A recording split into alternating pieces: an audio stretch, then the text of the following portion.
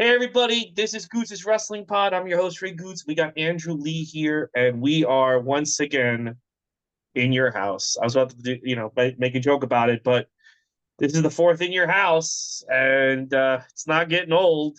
Well, it already is getting old. Man, Another I'm horrible show, huh? so glad I never watched any of these in your houses when I mean granted, I couldn't watch them because I couldn't afford them, but I'm so glad I was poor because this is such a waste of time. These shows. So apparently, Dave Meltzer reported that at the end of the pay-per-view, Vince McMahon stood up, slammed his headset down, and went horrible, horrible, like mouthed the words horrible, horrible to Jim Ross and Jerry Lawler and walked away. And when the show started, I was like, I don't think he did it. This show's not that bad. And then when it ended, I was like, yeah, I totally see him doing that. I totally see him Yeah. doing that because this was a waste of fucking time. You know? How does Dave Meltzer know that though? I mean, it's like The fans, someone wrote it in. And Bruce Pritchard whatever, fuck confirmed that he that did it. bullshit.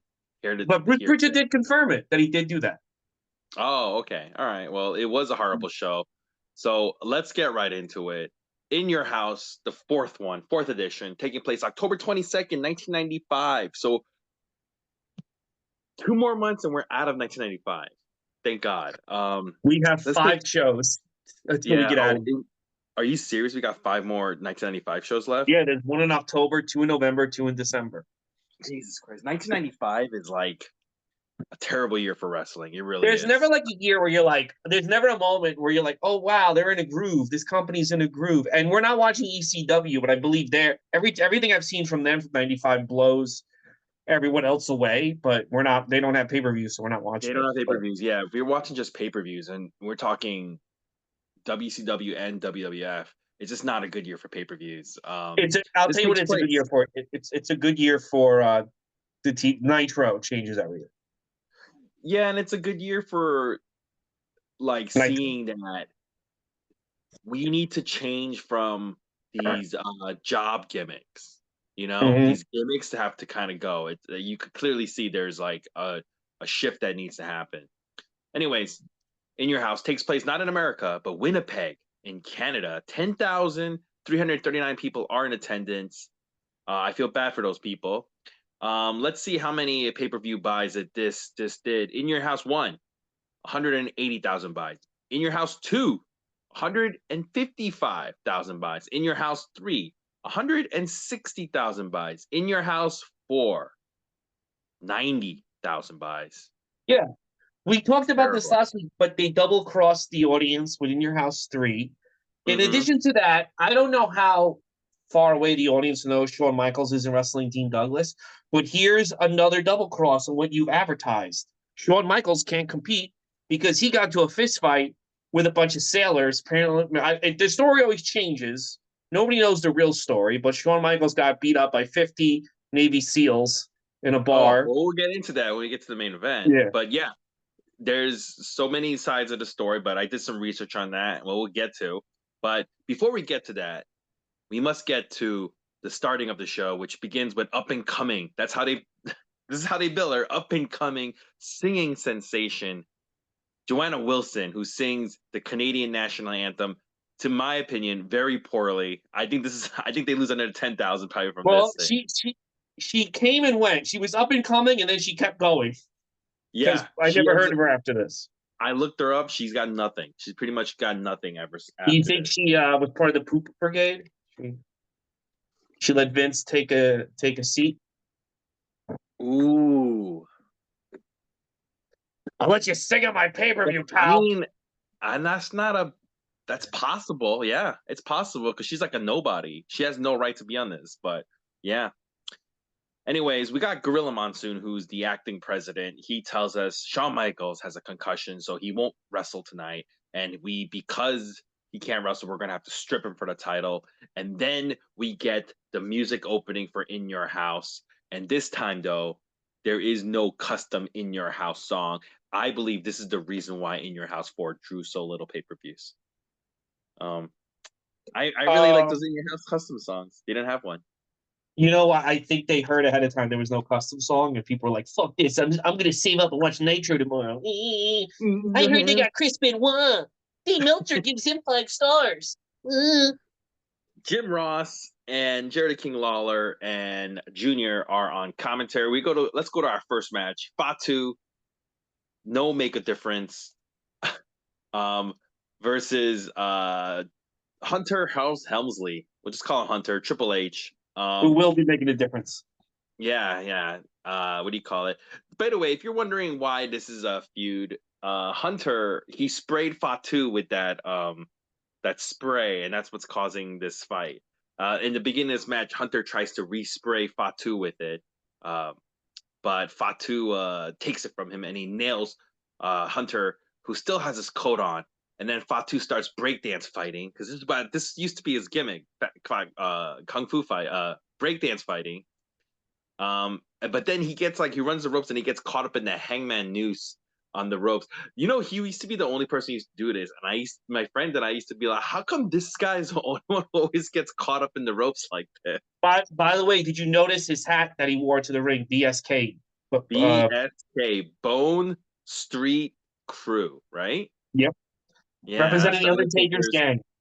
Undertaker's gang, yeah. Mm-hmm. His jacket, by the way, when he came out, he looks like a giant walking game of Simon. You know that Simon game with the 4 colors? That's what he looks like. It's a very 90s hood jacket. Yeah. Mm-hmm. Well, so after Fatu gets caught up in that hangman's noose, he gets beat on for a while, and after a while, he gets beat on. But then he takes Fatu takes a DDT, which he no sells, pops right up, he gyrates, and then he super kicks Hunter in the face. But then Fatu goes up on top, and he misses the splash, which allows Hunter to hit the pedigree for the win. Jerry King Lawler, after this match, talks to Hunter about, how did it feel fighting smelly Fatu? And then as they're talking, Henry Godwin comes up and he tries to slop Hunter, and then he chases Hunter to the back. Not a bad opening match. I gave it a B. What about you?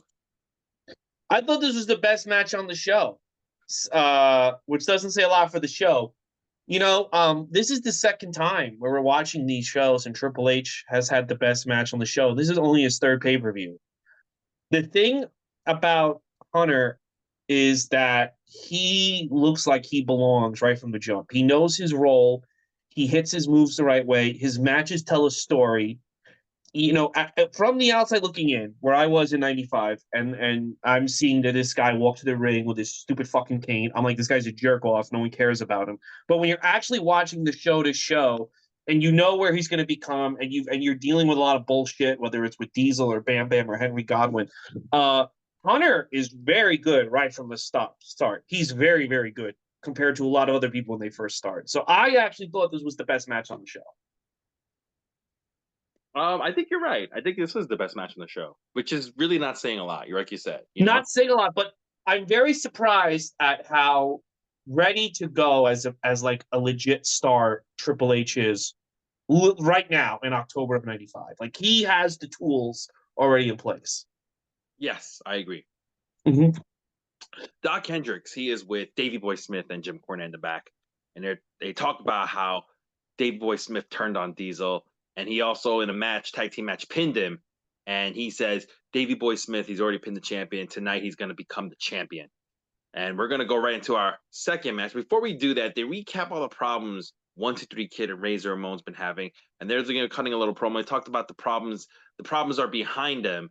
And they're going to now go team together and go after the tag team titles, facing the Smoking Guns. And they're wearing matching purple gear. It's so cute. It's adorable. Match number 2 for the tag team WWF tag titles.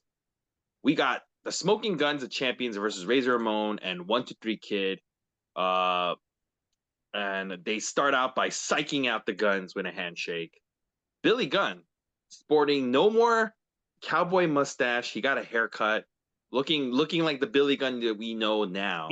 He's soon going to be the one Billy Gunn. It's days away. Billy Gunn, I think, was like, this cowboy shit is done. I can't do this cowboy shit anymore. And he cut it all off. Anyway, Billy Gunn with no stash, he starts the match with 1, 2, 3 Kid. But then Razor Ramon comes in and people start cheering and they start chanting for Razor, Razor.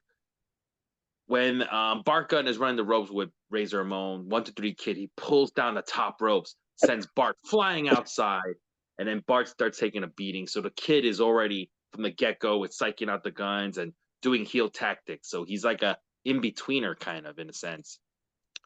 During this match, they do show Dean Douglas in the back watching this match, taking notes on Razor Ramon.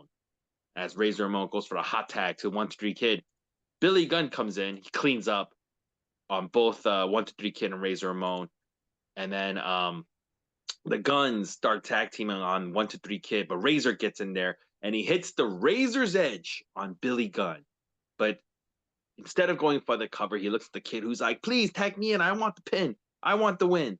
So he tags in 1-2-3 Kid, who lays back on Billy Gunn in a relaxed cover, which Billy then reverses into a crucifix cover to win the match. Razor Ramon, when Razor Ramon and 1-2-3 Kid look annoyed that they lost, 1-2-3 Kid starts shoving. He shoves Razor out of the way, and he starts attacking both the Guns. Razor Ramon has to go in there and break it up between them. I gave this match a B. What about you? Did you like it? I liked it. I liked it a little. I love Razor Ramon. I'll tell you this. Razor Ramon is very good at body language. He's very good at telling a story without opening his mouth. He does that a lot in this match. He does a lot of his body language. He's really trying. He's like really like when this kid turns bad, you can't be like Razor pushed him.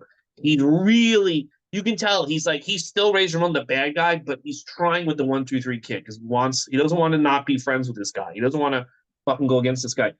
1-2-3 Kid kind of comes across as a goofy bitch in the feud. The problem with this feud is it would almost be better if the roles were reversed, where 1-2-3 Kid's trying to be friends with Razor and Razor keeps snapping, because it's just because the end result is going to be the 1-2-3 Kid's going to get his ass kicked. Yeah. I don't know. But I liked it. The finish kind of made the Guns look weak. I mean, 1-2-3 Grizzly beat the shit out of the Smoking Guns all by himself. I mean, I guess you could say like, hey, at least Vince is trying a little guy, but I don't know. He just comes across as a whiny little. He doesn't come across as he's leveling up. He just comes across. It's weird how he comes across, the 1-2-3 Kid. But Razor Ramon and the Guns do a great job. I thought, yeah, this was a really well done match. It's just like, I don't know. I don't know about I don't know about 1-2-3 as a heel right now. Yeah.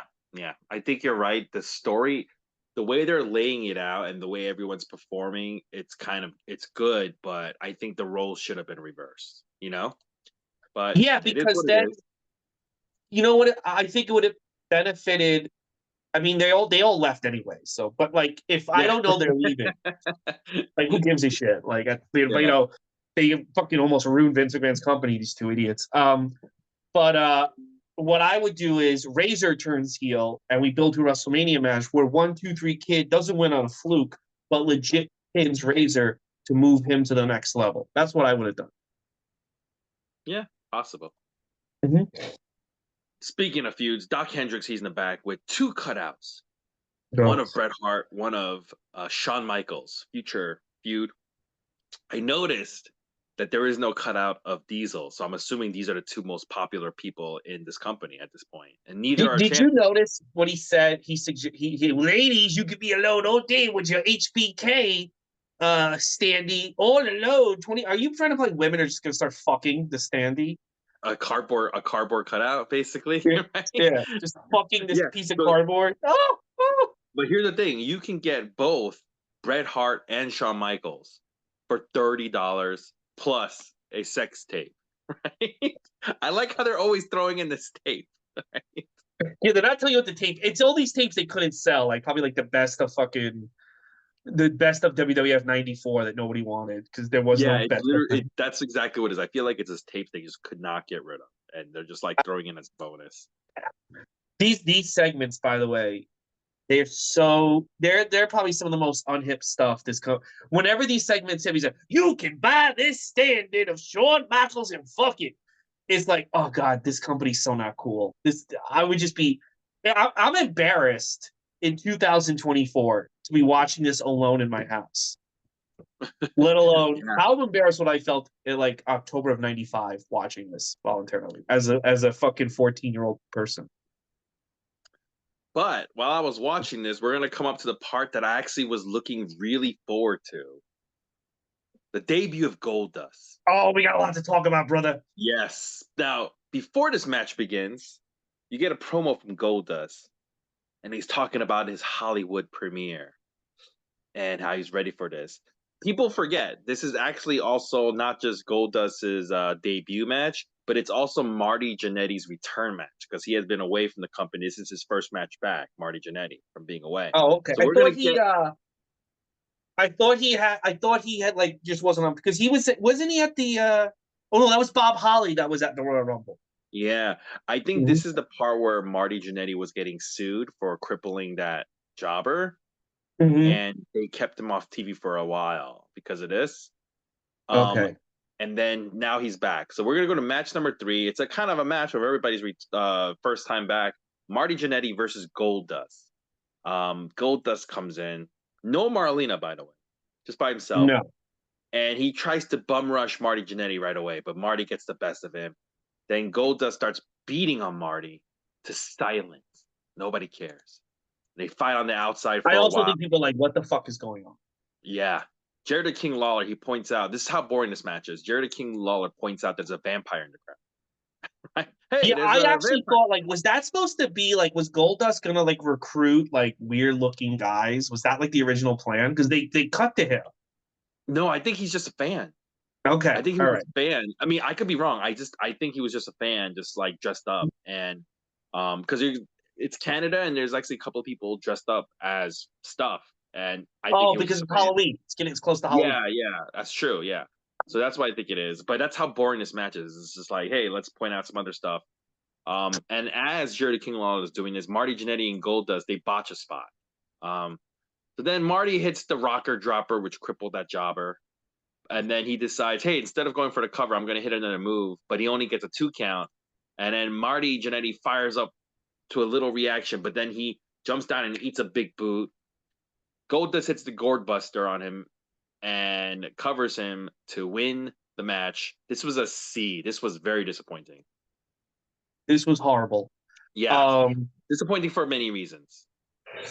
there's a lot to say here. First of all, Okay. Yeah. watching this now, we watched all the WCW pay-per-views. We saw how good Dustin Rhodes was as Dustin Rhodes. We saw the future. We all talked about him. We know the future. We know the past. We know the present. We know everything. Everything. I 1,000% believe this was Vince gave this to him to ruin his life. I don't think he gave it to him thinking he was going to get ill because it's so. If you're a fan of Dustin Rhodes, like if you are like, yo, Dustin Rhodes is my boy. Like I love this guy, and then you're like, oh, he's come back to WWF. All right, like we're gonna prove WCW wrong, and then he walks out like this. You're like, what the fuck is going on? Here's the other problem with this match. Dustin doesn't have the character in his head yet. So he knows he can't wrestle like the natural, but he Yeah. also doesn't know how Goldust wrestles. Whereas the key to Mark Calloway with Undertaker, he knew how to wrestle as Undertaker day one, minute one, second one. This guy has no clue. Also, the other thing is, so you're trying to queer bait the crowd, and this is 1995. This is when gay culture wasn't accepted, and Hmm. the crowd doesn't know how to take this because everything else is so kiddie. And then this guy walks out looking weird. That's another problem. The other thing is the match stunk because it was a horrible debut because why is it so back and forth? What Yeah. make this a showcase for this character? Let this character destroy Marty and then do his fucking gay weird shit on top of Marty. Like, why is Marty getting offense? These two guys don't know really what they're doing. They can't figure out the character. I really do believe that Vince wanted this to ruin Dustin's career. I can't see why Vince thought this would work. That was definitely the two problems I had with this match. Was number one was uh, at this point, Dustin has not figured out the Goldust character. Right? Mm-hmm. He looks like it, but he's just wrestling the same way, right? Mm-hmm. And number two, um, Marty Jannetty got too much in this match. He just got too Yeah. much in this match, and I think everybody at this point already realizes Marty Jannetty's a loser, right? Mm-hmm. And Yes. he's going 50-50 with Goldust, which makes Goldust a loser. So And you those know are the what? two It might problems. have worked this match might have worked if Dustin was the natural persona, because then I know how to make this work. I can give him a little shine. I'll get myself shine. I can make it work. If this was WCW '93, this could have worked. But he's trying to be someone. He's trying to be someone he really isn't. I mean, I met him at Caroline's. We've now seen tons of interviews with him. He's not this guy at all. He's not a fucking gay, transgender, whatever Vince thought this was. Androgynous. That's the word he kept using. He's not this. He doesn't know how to tap into it. And I really think this was to hurt Dusty Rhodes. I really think, the more we watch of Dusty and Dustin and Vince, I think WrestleMania 40 is all the sweeter that Vince was gone from the company and Triple H had to hand over the keys to Cody. Like the fact that Cody's I think Vince always had it out for Dusty and his family. I really do. And maybe.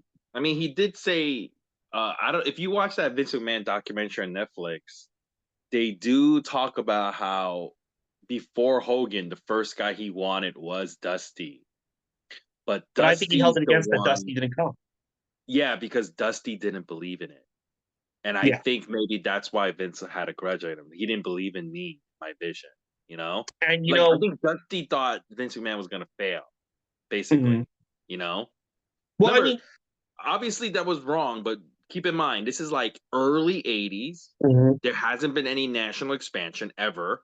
And there's this guy come and tell you, hey, I'm gonna expand nationally. I'm gonna take over everything. You're Dusty Rhodes and you're listening to this, and you're thinking like, wait, this guy thinks he's gonna top Florida. This guy thinks he's gonna top the NWA. Get the fuck out of here. Mid-South? Like, this guy thinks he could top everything? I don't believe in this shit. And then he didn't do it, And I think, do you think that's what Junior was like? Oh, like, I'm gonna fucking shit on this entire family now because of this? Like, maybe. Yeah, I think so. I think it's also because Dusty came the closest to being a competitor. I think it was because Dusty had the better show, according to most fans in the 80s, especially Dave Meltzer. I think he always held a grudge against Dusty. And I think in this moment, Dustin and Dusty are not getting along. They're not getting along. He didn't approve of him marrying Marlena. He didn't have Dustin thought he could have had his back more when he got fired. They're not getting along. And Dustin and Dusty are rugged Texas Republican kind of guys, right? Like, and to take Dustin, knowing that because this upset Dusty, by the way.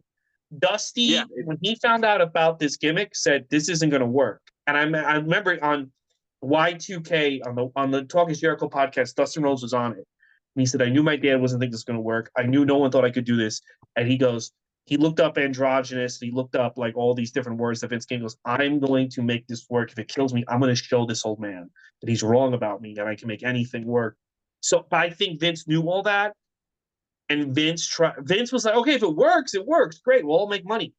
But I kind of hope it doesn't so I can just ruin this family. I think that's why he gave the Goldust gimmick. You can say I'm wrong. I don't think what we know now about him pooping and him naming dildos after Kofi and all this other bullshit, I think this was to ruin Dustin Rhodes' life. And I mean, listen, it does kind of ruin his life. He's never taken seriously again, ultimately. Yeah, in a sense, you're right. Yeah, he's never, after this, Dustin Rhodes is never even thought of as being a top contender, like a world champion. Yeah. And there's nothing in the Dustin Rhodes character on WCW. There's nothing that he did which suggests like, oh, we should make him like this weird gay guy. Like that would be great. He could, So anyway, but horrible match, horrible debut. Yeah, WWE not a good debut. Maybe our hopes were too high for this, but it just wasn't good. They showed the guns and the 1 2 3 kid on the hotline talking about their match, and while they're doing this, Jerry King Lawler goes, "The kid's on the phone with his mom." That was kind of funny. That was funny. Yeah, we get a recap of the problems between Mabel and Yokozuna. They have both worked together to destroy. Actually, not the problems between them. They actually worked together to destroy the Undertaker, which that's why he's not on this card. He got injured, and Gorilla Monsoon goes, "Oh, you guys want to do that? Well, how about I put you guys together in a match?" and Jim Cornette is not happy with Gorilla Monsoon for doing that. I did like this thing of like Jim Cornette is like at odds against Gorilla Monsoon, but Gorilla Monsoon has the authority over him. I just, it's like a rerun. It's a reoccurring thing that I really enjoy. Yeah, that is good. Um, Oh yes, well, Gorilla Monsoon's very good on the mic. yeah. Always. We're gonna go to match number 4. It is King Mabel with Mo versus Yokozuna, who comes out with Jim Cornette and Mr. Fuji. Uh, they stare off, and Mabel starts with a slap in the face. And Yokozuna fires back, and he sends Mabel to the outside, who comes back, and he clotheslines Yokozuna. These two behemoths are going at it. It's pretty interesting. Yokozuna goes out though, and he gets back in the ring, and starts getting beat on by a dancing Mabel. A lot of dancing gimmicks. A lot of Fatu. They got a lot of big fat guys dancing fighting gimmicks. Well, that's Fatu what Vince does that. likes, baby. Yeah, Mabel does it. Mabel tries to do a bulldog on Yokozuna, but Yokozuna doesn't want. He doesn't want. He's so fat and out of shape. He doesn't want to bump, so he just lets him fucking go. And then they fight outside. Yokozuna falls on top of Jim Cornette, and as they're both outside, they both get counted out to boos. People are booing the shit out of this stupid ending. They both get back in the ring and they face off for a really, really long time, and then they hug. And then the commentators tell us Undertaker will be back at Survivor Series to get revenge on these two for this horrible match, which I gave a D. This is a D match. This is terrible. This was horrible. Listen, on Horrible. paper, Mabel versus Yokozuna, good idea to promote, but here's the problem. This match sucked. Gorilla looked like an idiot. Like, Gorilla looked like a fucking idiot. I'm going to make you guys wrestle because you beat up The Undertaker. Okay, well, we're not going to wrestle. We're just going to fucking stand there. And it's a way. And, maybe you're thinking to yourself, oh, I'd like to see these guys actually go at it. So you buy the pay-per-view.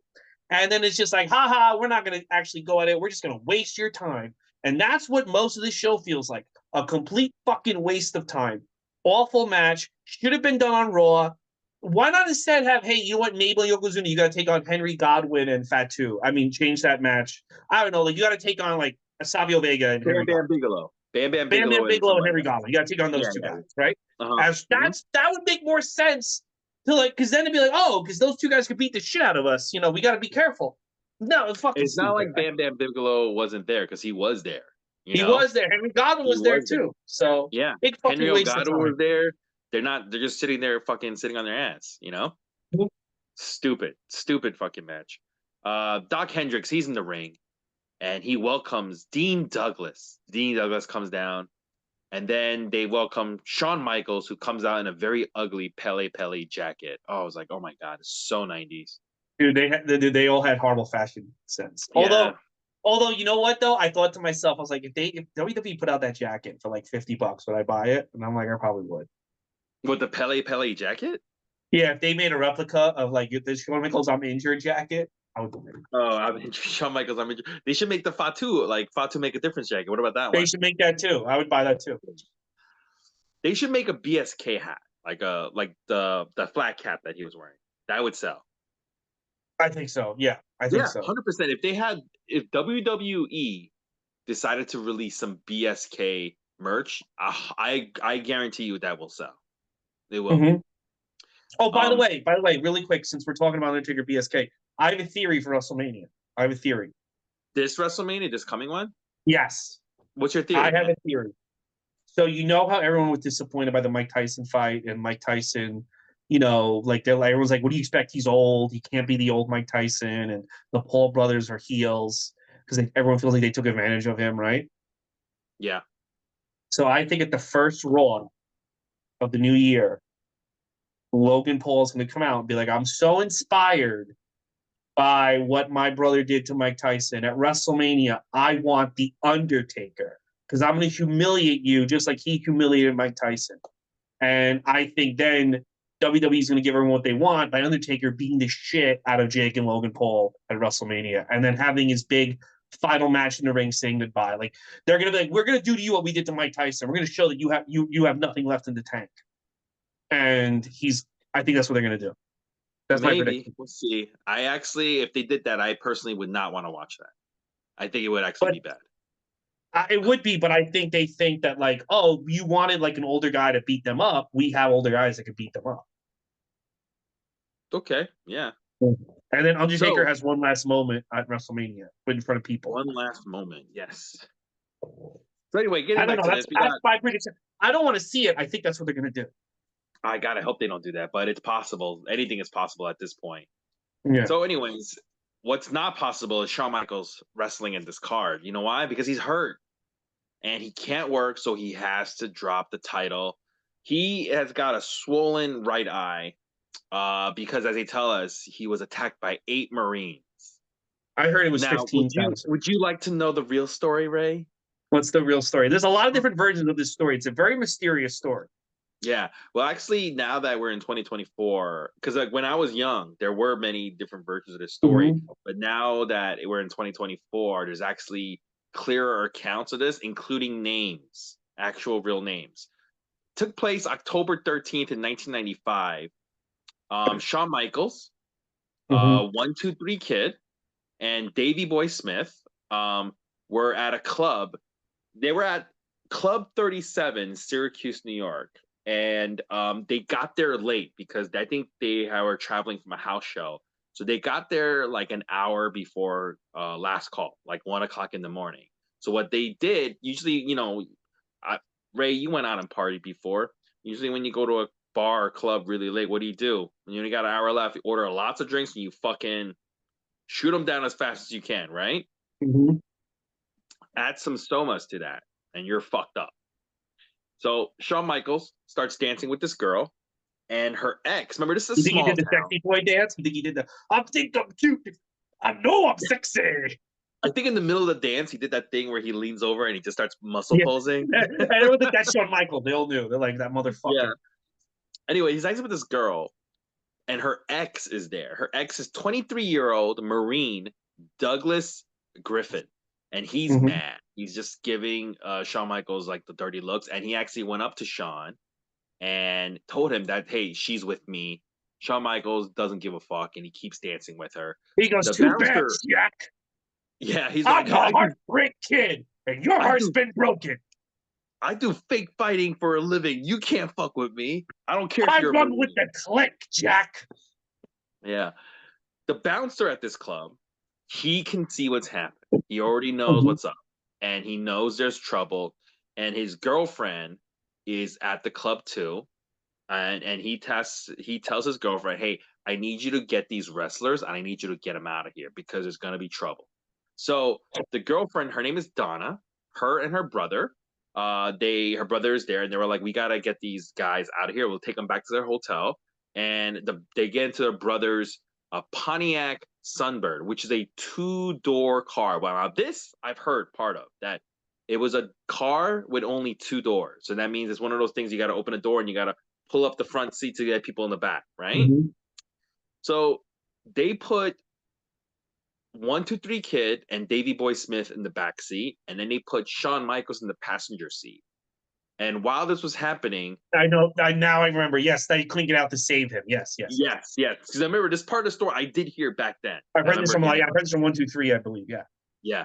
So while this is happening, remember, Shawn Michaels is like all over the place. They're probably like, it's not like a quick, let's everyone go outside and get in the car. It's like a struggle to get these guys to get out of here and stuff, right? If you've ever handled really drunk people, everything takes like Yeah. 10 extra, you got to add 10, 20 extra minutes to it. Doug Griffin, him and two of his friends come outside and they approach because they know Donna. Remember, this is a small town, right? Everybody Yeah. knows each other. They know the bouncer's girlfriend. And he starts telling Donna, what are you doing with these losers? Don't you know that these guys are phonies? Wrestling is fake. He says that right to them. And this pisses off Davy Boy Smith, who's already in the back seat. So he goes for a swing from the back seat because the passenger seat is already still open. This is enough excuse for these guys to just grab Shawn Michaels out of the passenger seat, pull him out. They close the door, supposedly close the door on Shawn Michaels too. Shout Mm-hmm. like pull him out. They start beating one guy, only one guy, Doug Griffin. One Marine starts beating the shit out of an inebriated Shawn Michaels, while his other two friends are holding the doors on each side. So Davy Boy Smith and 123 Kid cannot come out, right? Mhm. Um, Supposedly they what do you call it? They finally are able to get out. Um, the story is that 123 Kid and Davy Boy Smith, because they're all fucked up too, they couldn't really do a good job to save Shawn Michaels even when they got Yeah. out. Also, their The Don face, unlike the Marines. Yeah, Yeah. Donna already ran inside, got her boyfriend, the bouncer, who came back out, chased the guys away, but it felt like they were going to come back. So he said, take them right away to the hotel and call the ambulance. The ambulance came, took Shawn Michaels to St. Joseph, and he had a torn eyelid, two black eyes. He was bleeding from his ears. Um, Thank God, WWF yes. could not tell the story, obviously. So they told the fake Yeah. story about the 8 Marines and whatever. And Shawn Michaels was going to press charges on Doug. But Doug Griffin's lawyer, Robert Mascari, he said, Hmm. do you guys really want to do this? Do you guys really want to go to trial? Everything's going to come out how he was on drugs.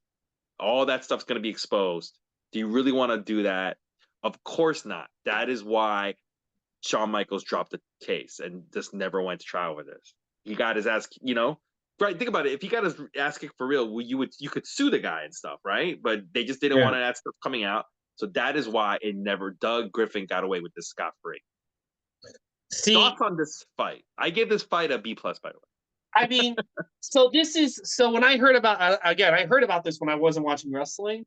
way. Mm-hmm. I also thought like, yeah, he's a fucking rocker. That's why he got beat up by Marines. Hulk Hogan wouldn't get. I like, and to my head, he's still like this doesn't help his. This guy's a loser. I'm glad I'm not watching. Attitude I had, or most people, I don't think. Have you seen the Raw, by the way, where they incorporated into the storyline what happened? No. Universe, it's a Raw where he's fighting. It happened like I think like it's now 29 years ago today.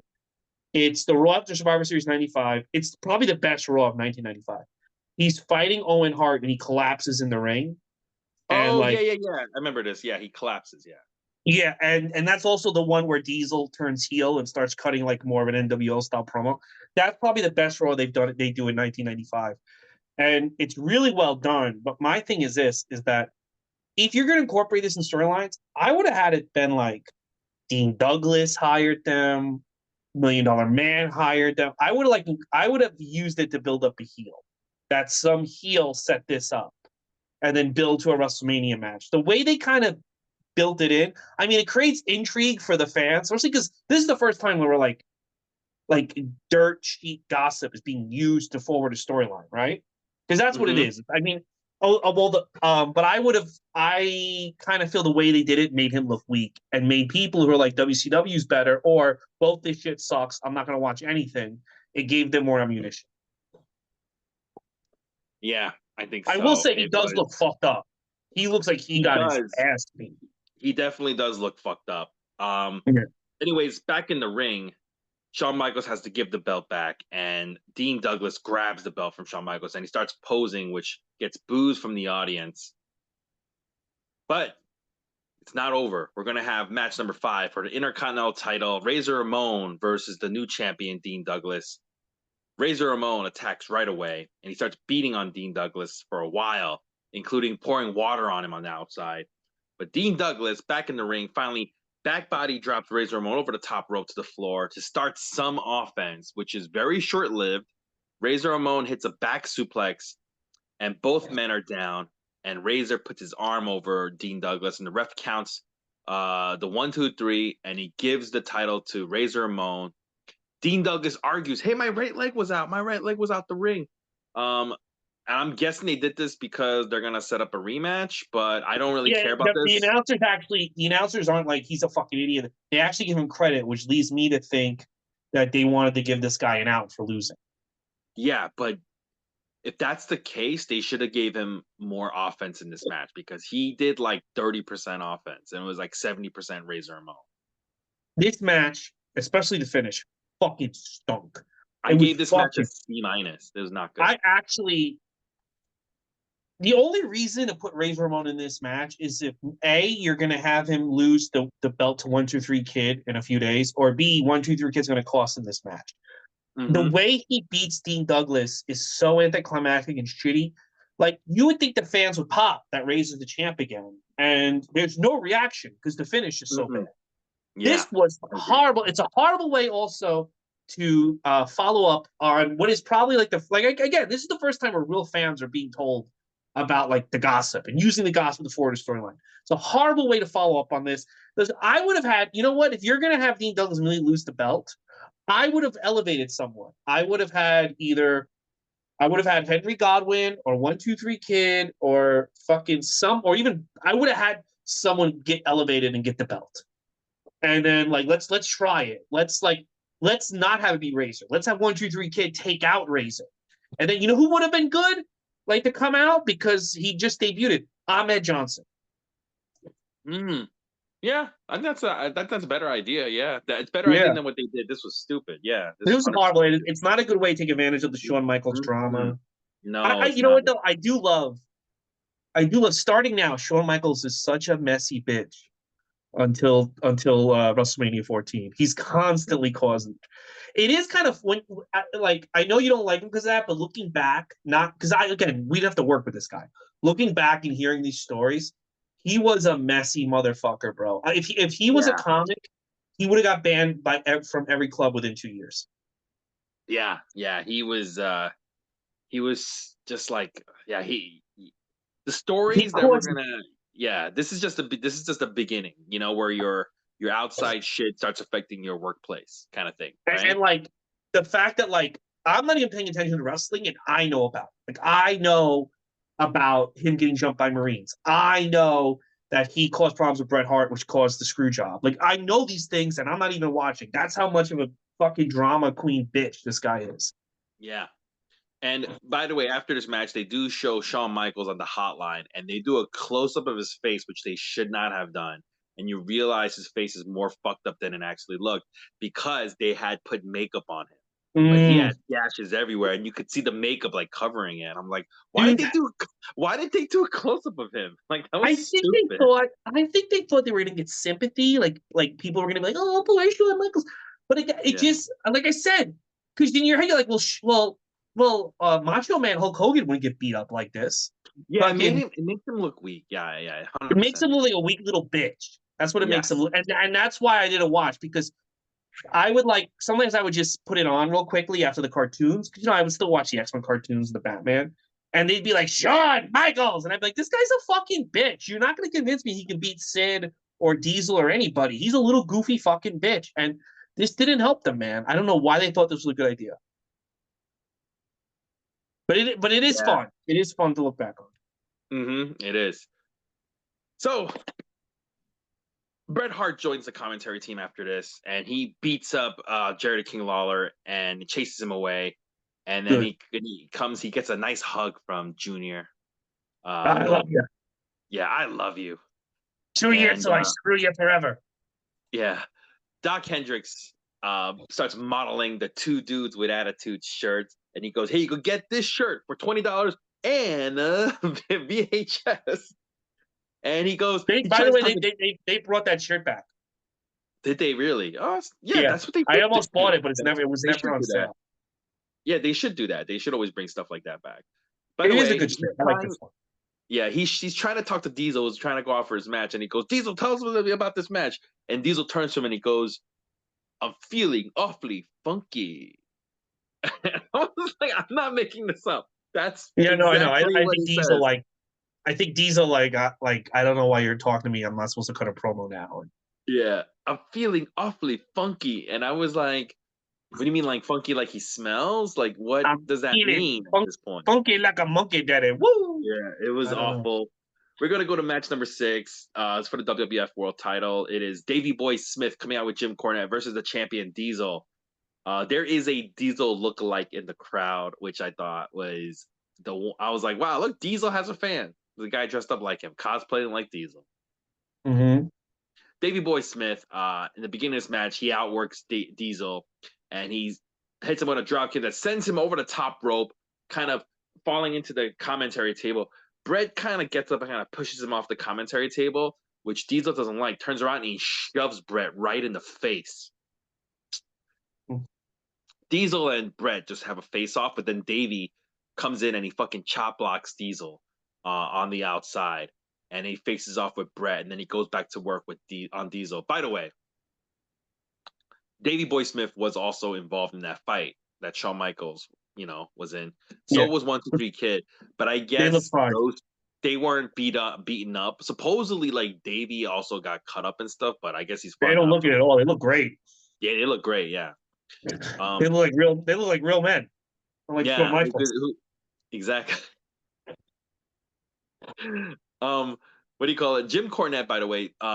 So now Diesel's getting worked on, and when Diesel's outside and the ref's not looking, Jim Cornette drops an elbow on Diesel, and then he kicks Diesel some more, and kicks his left leg. So it's getting sympathy on the face.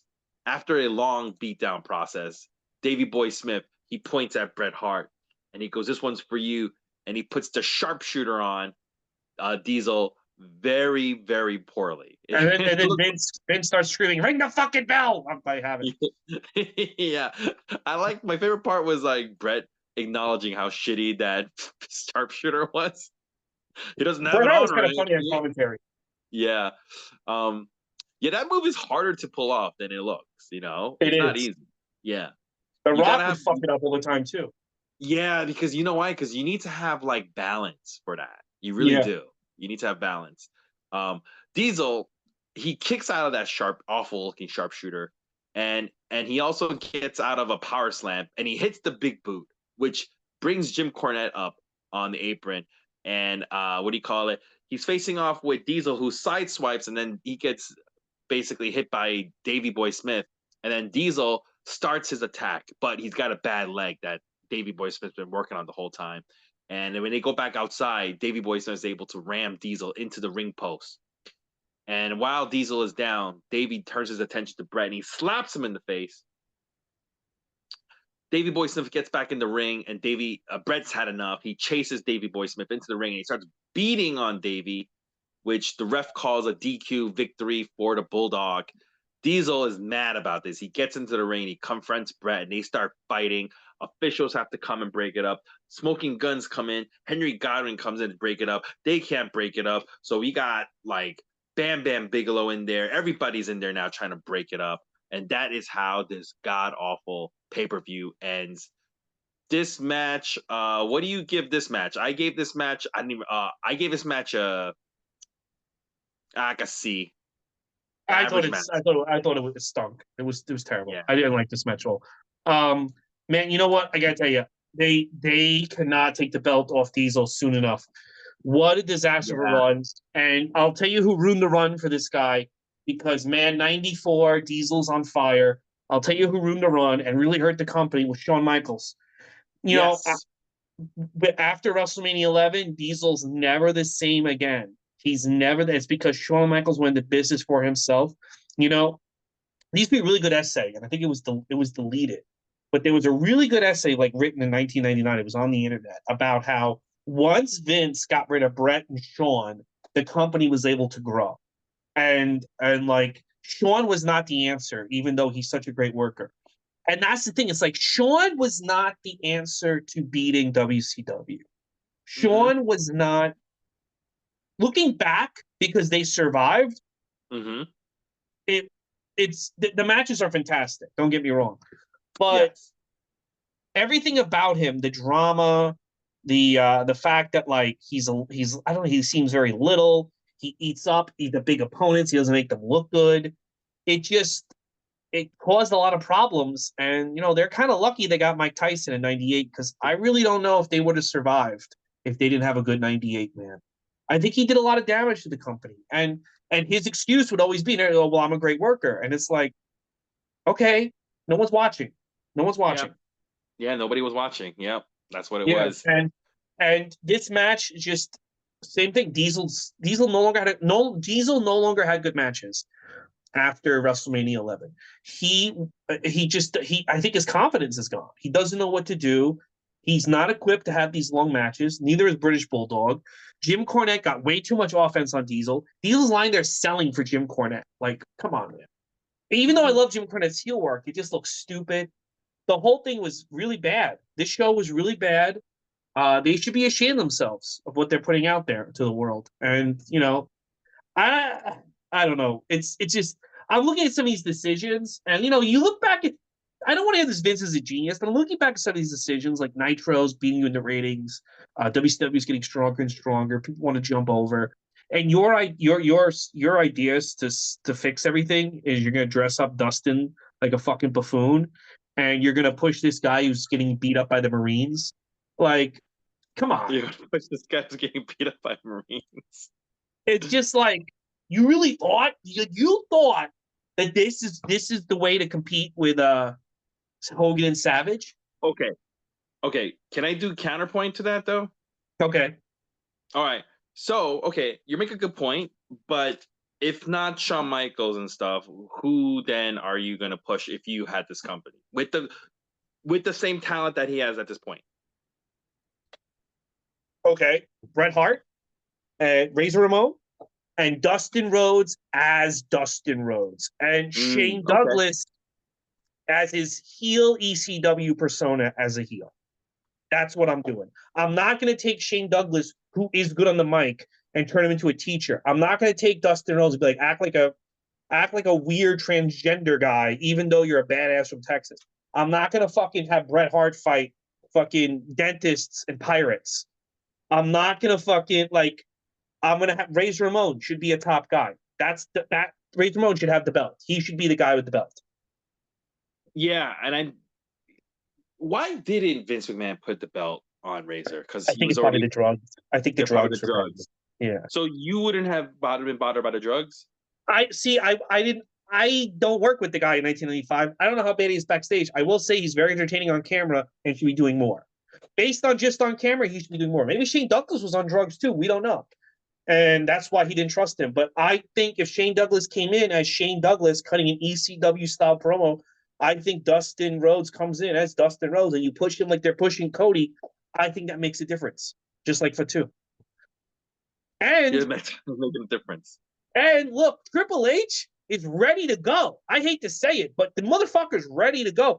You're giving him the same thing. You give this guy a gimmick that's holding him back. He's got to do this voice that he can't do. I'm a bluebird. I'm snooty. He can't do any of that. He's not good at it. So you're making me think this guy's an untalented bitch whenever I turn on the show because you're giving these guys things they're not good at. Constantly. Yeah. You know? Yeah. Mm-hmm. So. All right. So that was In Your House 4. I recommend not watching it. Don't waste your time. Yeah. So, guys, next week, Halloween Havoc 95. It's Hogan versus Giant. If you thought this show was bad, then we got Survivor Series 95, Rhett versus Diesel. No, that's actually a good show. Then we have World War III 95, which is a 60-man battle royal for the WCW title. Then in 4 weeks, In Your House 5. Ugh. This one is Bret Hart versus British Bulldog. Now, there are some people. Oh, wait a minute. Yeah, doesn't sound bad. There are some people on the internet, and Bret Hart actually is one of them, that says this In Your House match is way better than SummerSlam 92. But because it was on a December In Your House, when the company was going down the toilet, nobody really ever watched it. So we're going to find out in 4 weeks if that's true. Oh, I'm interested in that. Yeah. All right. Well, guys, that's the podcast. I'm going to Full Gear this weekend. I'm going to go see AJ and Big Justice drop the boom on AEW. Ooh, there's so much wrestling in this weekend in New Jersey. I can't wait for it. So much. All I know is I think the Costco guy should take out Jon Moxley, win the belt. That's what Tony Khan make a difference, just like Fatu once did. Tony Khan make a difference.